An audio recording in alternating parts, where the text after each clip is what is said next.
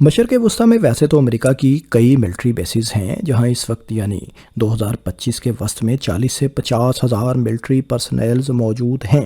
ان bases میں قطر کی العدید air base خطے میں امریکہ کی سب سے بڑی ملٹری بیس ہے جو 60 ایکڑ رقبے پر پھیلی ہوئی ہے۔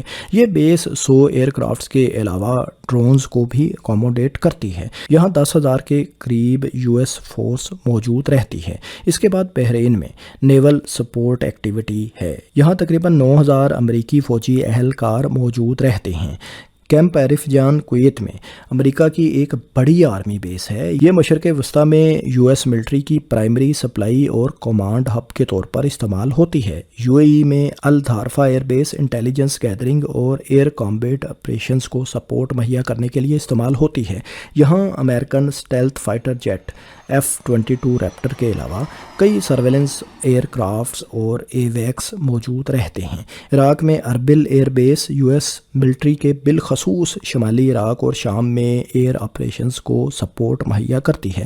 یہ سبھی ملٹری بیسز ایرانین بیلسٹک اور کروز میزائلز کی رینج میں ہیں، جس کا مظاہرہ حال ہی میں دنیا دیکھ بھی چکی ہے جب ایران نے خطے میں امریکہ کی سب سے بڑی ایئر بیس قطر کو ٹارگٹ کیا تھا۔